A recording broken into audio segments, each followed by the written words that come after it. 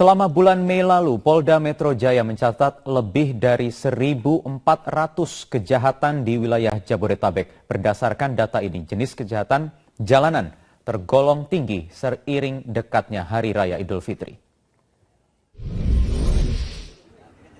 Menjelang tibanya Hari Raya Idul Fitri, kecenderungan tindak pidana kejahatan didominasi kriminal jalanan berupa pencurian atau perampokan. Pada Selasa lalu, 3 orang merampok sebuah minimarket di Kota Bekasi, Jawa Barat. Setelah mengancam karyawan minimarket dengan senjata api, pelaku merampok uang tunai senilai 9 juta rupiah dari dalam brankas, serta uang tunai 5 juta rupiah di meja kasir. Ketiga pelaku pun melarikan diri dan mengunci karyawan dari luar toko. Kejahatan tersebut merupakan bagian dari kasus kriminal yang terjadi jelang tibanya Hari Raya Idul Fitri.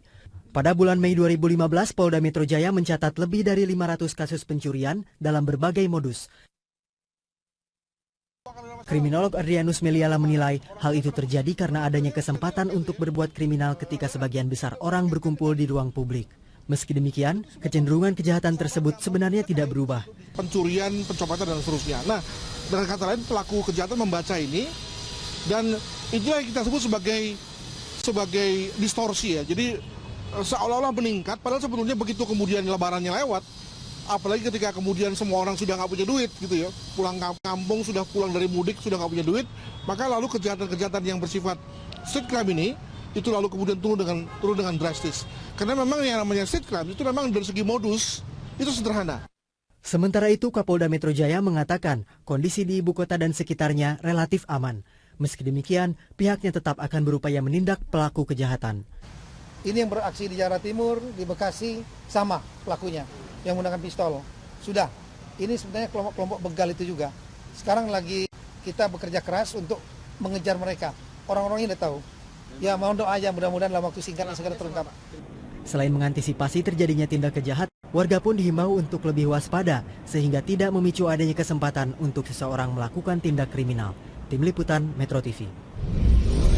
Sementara itu memasuki bulan suci Ramadan, aksi perampokan di minimarket yang buka 24 jam juga marak terjadi. Kepolisian meminta pengusaha menambah pengamanan dan menyarankan tidak buka 24 jam.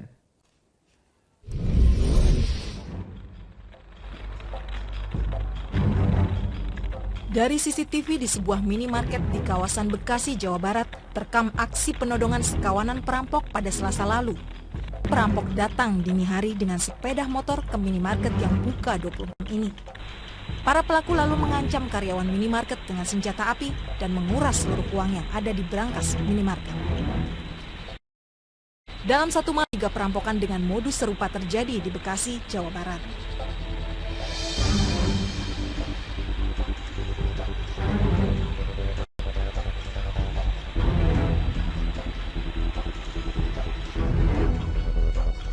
Memasuki dan selama bulan Ramadan, tercatat sebuah aksi perampokan minimarket di Kota Bekasi.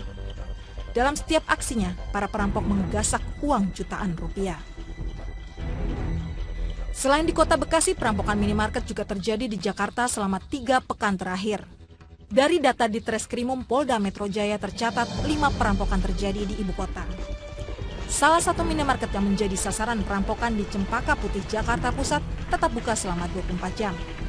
Tidak ada penambahan pengamanan pasca perampokan. Padahal para pelaku uang 130 juta rupiah dan barang-barang di minimarket. Pihak kepolisian mengingatkan para pengusaha minimarket untuk mempertimbangkan jam operasional minimarket dan menambah jumlah pengamanan. Upaya cegah kita antisipasi, ya, patroli, Sambang, Babin, Kamtipmas yang sering ke sana. Terus juga para stakeholder juga kita minta untuk ikut meningkatkan daya cegah mereka sendiri, yaitu masyarakat, terus juga pemilik, gitu ya, security-nya tambah banyak, terus juga alarm dan CCTV, ya. Hingga kini Polda Metro Jaya beserta jajaran Polres Ibu Kota masih memburu pelaku perampokan. Diduga pelaku merupakan komplotan yang sama karena berdasar ciri-ciri dari bukti rekaman CCTV minimarket. Tim Liputan Metro TV. Ya, seolah sudah menjadi rutinitas, angka kejahatan jelang Hari Raya Idul Fitri selalu meningkat dari tahun ke tahun. Kenapa ini terus terjadi dan apa sebenarnya yang memicu para pelaku kejahatan untuk memanfaatkan momen ini? Kita akan berbincang langsung membahasnya bersama Kabid Humas Polda Metro Jaya, Kombes Pol M. Iqbal. Selamat malam, Pak Iqbal. Selamat malam, Mas. Apa kabar? Terima kasih sudah hadir di studio Prime Time News dan juga ada kriminolog Dadang Sudiyadi. Selamat malam, Pak Dadang. Selamat malam, Mas Wahyu. Saya ingin ke Pak Iqbal dulu. Pak Iqbal, sudah 10 hari bulan suci Ramadan ini, kalau boleh dipaparkan data mungkin dibandingkan bulan-bulan yang lain, sudah berapa tingkat kejahatan yang terjadi di wilayah hukum Polda Metro Jaya? Secara data yang kami punya, data kriminalitas relatif aman. Relatif aman. Pencurian kendaraan bermotor menurun. Pencurian dengan kekerasan, dengan modus yang dulu katanya begal, kalau kami familiar dengan modusnya pepet, rampas, itu menurun signifikan. Dan strik crime lainnya, aksi premanisme. Tetapi ada 2 gangguan keamanan yang marak. Yang pertama tadi minimarket, yang kedua tawuran. Untuk minimarket, kita sudah melakukan pengolahan tempat kejadian perkara secara berulang-ulang. Kita ingin memastikan modusnya, upaya-upaya, pola daripada penjahat ini, itu kelompok mana. Nah, sehingga tim sudah bergerak, sudah memastikan dari semua alat bukti yang kita dapat, sudah bisa memastikan bahwa kelompok yang bermain di Bekasi khususnya, itu adalah kelompok yang sama. Kelompok kita yang sama punya yang sudah strategi berapa teknis kali kepolisian untuk melakukan analisa itu. Dan doakan saja, kita sudah mengetahui cirinya, wajahnya, dan juga namanya bahkan. Bahkan sudah namanya Sudah. juga ya. Kemudian modus dan polanya ini? Modus dan polanya memang mereka pakai senjata api, kan ada letusan waktu di Jati Asih. Kita sudah cek proyektilnya, dan ini diduga kuat senjata rakitan, begitu ya. Terus juga dari keterangan saksi yang ada, dari juga CCTV kita sudah minta zoom ke senjata yang dipakai oleh penjahat. Terus juga kita sudah beberapa dokumen tentang DPO dan juga kita sudah melakukan komunikasi dengan para penjahat yang sudah ditahan.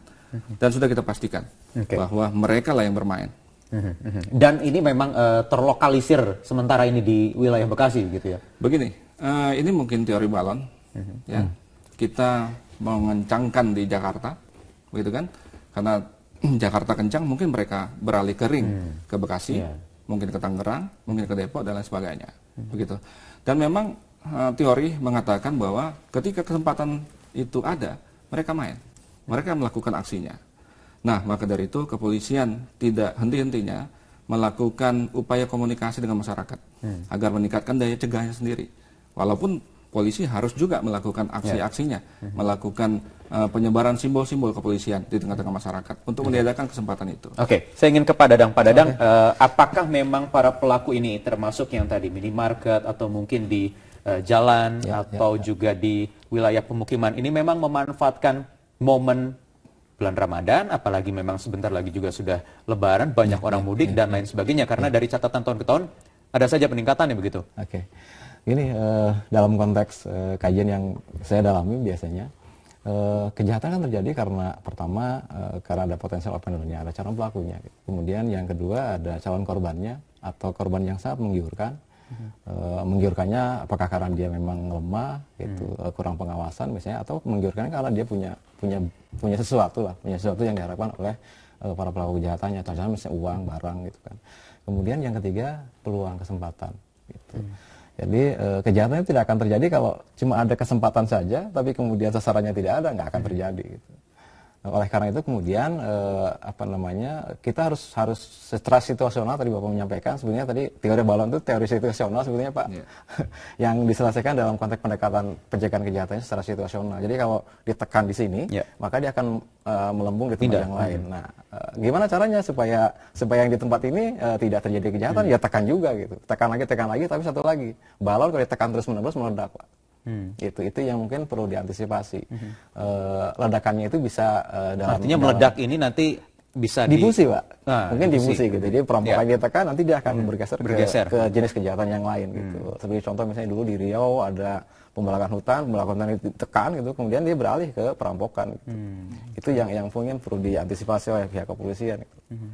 Ada tugas dan fungsi dan peran kepolisian memang yang harusnya juga menjaga ketertiban ini supaya bisa memberikan rasa aman dan nyaman kepada warga. Tetapi bagaimana kemudian masyarakat juga bisa ikut menjaga ini, mengantisipasi, menekan angka kejahatan, terutama nanti jelang Hari Raya Lebaran. Kita akan kembali lanjutkan perbincangannya usai jeda berikut ini.